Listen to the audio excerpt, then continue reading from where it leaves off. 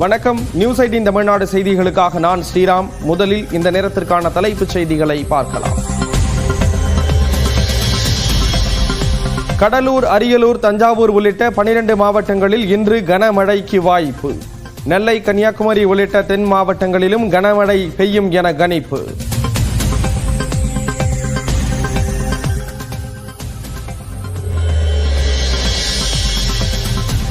சென்னையில் மேலும் 2 நாட்களுக்கு மிதமான மழை தொடரும்.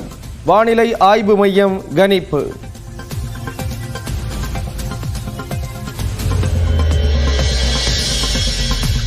திருவாரூர், குடவாசல், நன்னிலம் உள்ளிட்ட பகுதிகளில் கனமழை. 3 நாட்களாக மழை நீடிப்பதால் குளிர்ச்சியான சூழல்.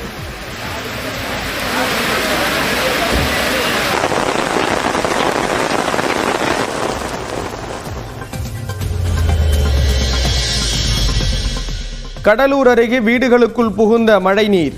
குடியிருப்புகளை சூழ்ந்து நிற்பதால் தவிக்கும் மக்கள்.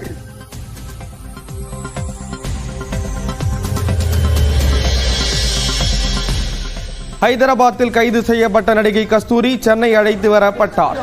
சிந்தாதிரிப்பேட்டை காவல் நிலையத்தில் வைத்து விசாரணை.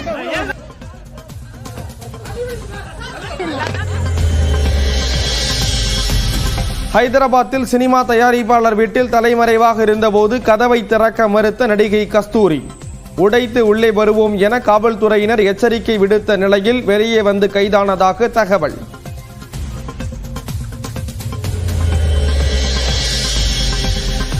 தாம்பரத்தில் இருந்து சென்னை கடற்கரைக்கு ரயில் சேவைகள் குறைப்பு. தண்டவாள பராமரிப்பு பணியால் அரை மணி நேரத்திற்கு ஒரு மின்சார ரயில் இயக்கப்படுவதால் அலைமோதிய கூட்டம்.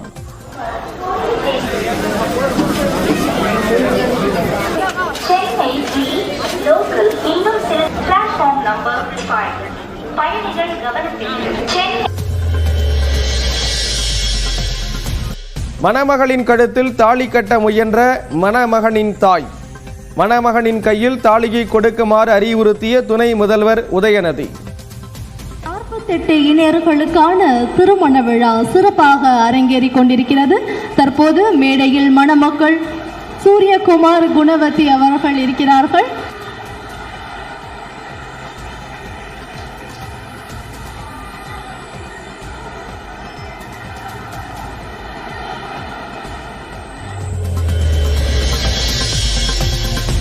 வருமான வரித்துறை சோதனையால் பாஜகவுடன் கூட்டணி கிடையாது என இபிஎஸ் மறுக்கவில்லை. மீண்டும் சோதனையிட்டால் அதிமுகவை பாஜகவோடு இணைத்து விடுவார் என்றும் துணை முதல்வர் உதயநிதி விமர்சனம்.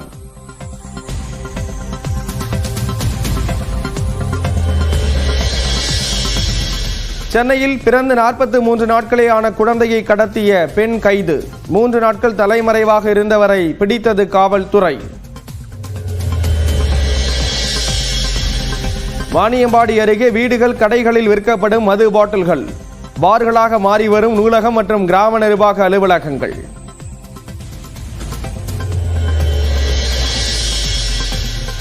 ரயில் மற்றும் தண்டவாளங்களில் ரீல்ஸ் எடுத்தால் வழக்கு. ரயில்வே வாரியம் உத்தரவு. வெளிநாட்டு சொத்து மற்றும் வருவாய் ஆதாரத்தை கணக்கில் காட்டாவிட்டால் 10 லட்சம் ரூபாய் அபராதம். வரி கட்டுவோருக்கு வருமான வரித்துறை எச்சரிக்கை. மதுரை விமான நிலைய விரிவாக்கத்துக்கு நிலம் கையகப்படுத்துவதற்கு எதிராக மக்கள் போராட்டம். வரும் சனிக்கிழமை வரை அவகாசம் வழங்குவதாக மாவட்ட வருவாய் அலுவலர் அறிவிப்பு.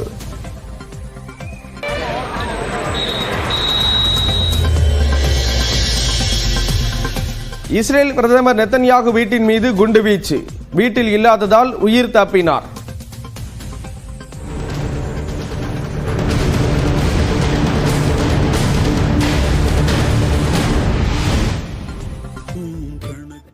தாம்பரம் ரயில் நிலையத்திலிருந்து கடற்கரைக்கு அரை மணி நேரத்திற்கு ஒரு மின்சார ரயில் மட்டும் இயக்கப்படுவதால் பயணிகள் கூட்டம் அலைமோதுகிறது. தாம்பரம் ரயில் நிலையத்தில் இன்று காலை 7 மணி முதல் மாலை 5 மணி வரை பராமரிப்பு பணி நடைபெறுகிறது. நடைமேடைகள் 1 முதல் 4 வரை உள்ள வழித்தடங்களில் பராமரிப்பு பணி நடைபெற்று வருகின்றன. இதன் காரணமாக கடற்கரை செல்லும் மின்சார ரயில்கள் 5வது நடைமேடையிலிருந்து மட்டும் இயக்கப்படுகின்றன. 30 நிமிடங்களுக்கு ஒரு மின்சார ரயில் மட்டுமே தாம்பரம் ரயில் நிலையத்தில் இருந்து இயக்கப்படுகிறது.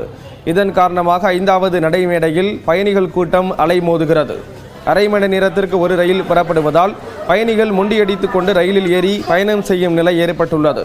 கூட்ட நெரிசல் காரணமாக பயணிகள் சிலர் ரயில் பயணத்தை தவிர்த்துவிட்டு தாம்பரத்தில் இருந்து பேருந்து மூலம் பயணித்து வருகிறார்கள். வாலாஜிபுரத்துல தாம்பரம் வந்துருக்குறேன். அங்கேருந்து கொஞ்சம் ஃப்ரீயாக தான் வந்து, ஆனால் இங்கே ஃபுல் ரெஸ்ட்டாக போயிட்டு இருக்குது வண்டி. ஆனால் கொஞ்சம் சிரமமாக தான் போகிறாங்க ஜனங்களாம். ட்ரெயின் வசதி கொஞ்சம் கம்மியாக இருக்குது. அதே போல் போக்குவரத்து நெரிசல் இந்த தாம்பரத்தில் அதிகமாக இருக்குது. மாநகர போக்குவரத்து கழகம் சார்பில் தாம்பரத்திலிருந்து பல்லாவரம் பேருந்து நிலையத்திற்கு கூடுதலாக பேருந்துகள் இயக்கப்பட்டு வருகின்றன. தெலுங்கர்கள் குறித்து அவதூறாக பேசிய வழக்கில் ஹைதராபாத்தில் பதுங்கியிருந்த நடிகை கஸ்தூரியை அவர் பயன்படுத்திய செல்போன் எண்ணை வைத்து தனிப்படையினர் கைது செய்துள்ளனர். சென்னைக்கு அழைத்து வரப்பட்ட கஸ்தூரியிடம் சிந்தாதிரிப்பேட்டை காவல் நிலையத்தில் வைத்து விசாரணை நடத்தப்படுகிறது. தெலுங்கு மக்கள் குறித்து அவதூறாக பேசிய வழக்கில் நடிகை கஸ்தூரியை தனிப்படை காவல்துறையினர் தேடி வந்த நிலையில் தெலுங்கானா மாநிலம் ஹைதராபாத்தில் பதுங்கியிருந்த கஸ்தூரியை தனிப்படை காவல்துறையினர் நேற்று இரவு கைது செய்தனர். அவர் எப்படி கைது செய்யப்பட்டார் என்பது குறித்த தகவல் தற்போது வெளியாகியுள்ளது. சினிமா தயாரிப்பாளர் ஹரி என்பவர் உதவியுடன் ஹைதராபாத்தில் உள்ள அவரது வீட்டில் கஸ்தூரி தலைமறைவாக இருந்து வந்துள்ளார். வீட்டை பூட்டிக் கொண்டு உள்ளே தலைமறைவாக இருந்த கஸ்தூரியை கைது செய்ய தனிப்படை காவல்துறையினர் சென்றபோது கதவை நீண்ட நேரம் திறக்காமல் உள்ளே மறைந்திருந்ததாக கூறப்படுகிறது. ஹைதராபாத் காவல்துறையினர் உதவியுடன் கதவை உடைத்துக் கொண்டு உள்ளே வந்து விடுவோம் என தனிப்படையினர் கூறிய பின்னர் கஸ்தூரி கதவை திறந்து வெளியே வந்துள்ளார். இதையடுத்து அவரை கைது செய்துள்ளனர். மேலும் ஹைதராபாத்தில் வெளியே செல்லாமல் வீட்டுக்குள்ளேயே கஸ்தூரி பதுங்கியிருந்து தயாரிப்பாளரின் செல்போன் எண்ணை பயன்படுத்தி மற்ற நபர்களுடன் பேசி வந்ததாகவும் செல்போன் எண்ணை வைத்து கஸ்தூரியை கைது செய்ததாகவும் காவல்துறையினர் தெரிவித்துள்ளனர்.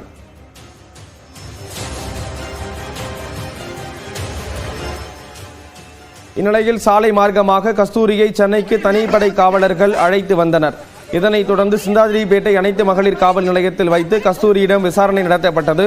பின்னர் ஓமந்தூரார் அரசு மருத்துவமனைக்கு அழைத்துச் சென்று உடல் தகுதி சான்றிதழ் பெறப்பட்டது. நீதிமன்றத்தில் ஆஜர்படுத்தி சிறையில் அடைக்க காவல்துறையினர் திட்டமிட்டுள்ளனர்.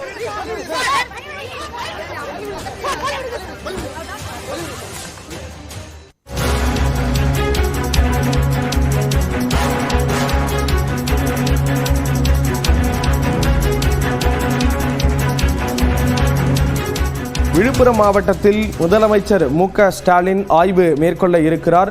நவம்பர் 28, 29 ஆகிய 2 நாட்களில் அவர் விழுப்புரம் மாவட்டத்தில் ஆய்வு மேற்கொள்ள இருப்பதாக அறிவிக்கப்பட்டிருக்கிறது.